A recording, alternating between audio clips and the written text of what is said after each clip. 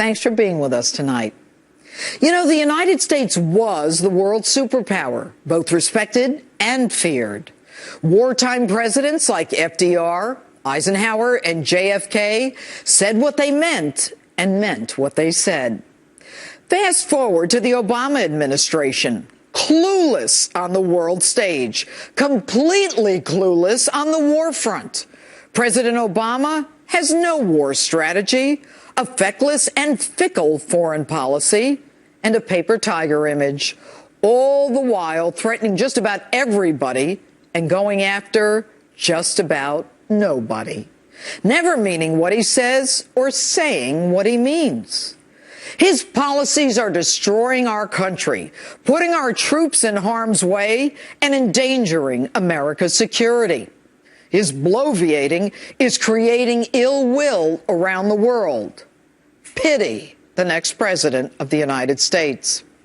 Now, the skirmish hasn't even begun between Russia and Ukraine, yet President Obama runs out to a hastily arranged press conference last night to get in the middle of the fight, warning Russia that there will be costs for any Russian military intervention. Take a listen. Indeed, the United States will stand with the international community in affirming that there will be costs for any military intervention in Ukraine.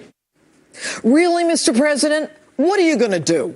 Your red lines become pink lines, which in the end make us look completely yellow. And just this afternoon, Mr. President, you had a call with President Putin where you told Putin that his actions would negatively impact Russia's standing in the international community. Seriously?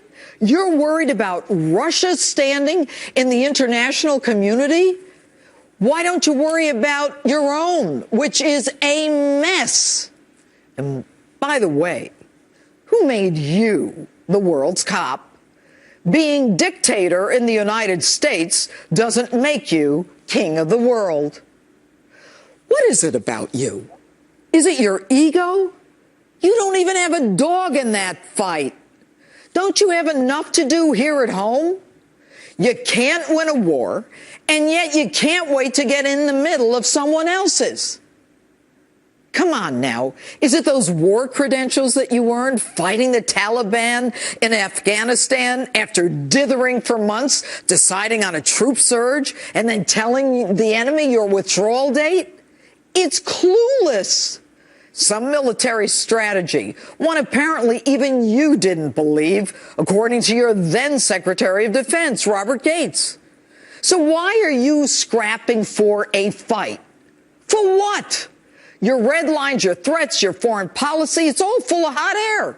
It's actually embarrassing. Now, you don't have a foreign policy and everybody knows it.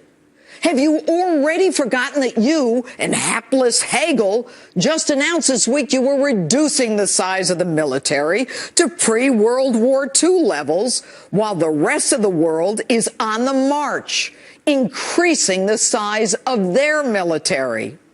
And by the way, what does a pre-World War II level mean?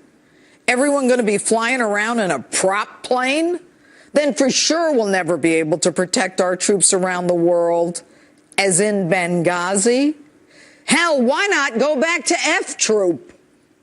Drilling and fighting, get them down, they know their morale can't droop. As long as they all relax in town before they resume with a bang and a boom. F-Troop! Clueless.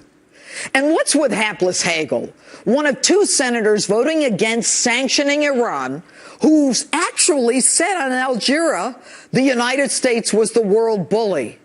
Who are you? And with the advancement of global terrorism, the black al-Qaeda flag flying over Fallujah in Iraq, with the hatred of America at an all-time high, with Russia aligned with Syria and Iran, you geniuses decide to make drastic cuts in the military? And what's with you and Putin? At least Putin got his parliament to give him permission to use troops in the Ukraine. Your own Congress wouldn't back you when you were dithering back and forth. You're in Syria, you're out of Syria, you're in, you're out. And you threatening Putin, isn't he the guy that you engaged to broker a deal with Syria, relying on his credibility to tell you that Syria would eliminate its chemical weapons and therefore eliminate the need for your embarrassing limited strike?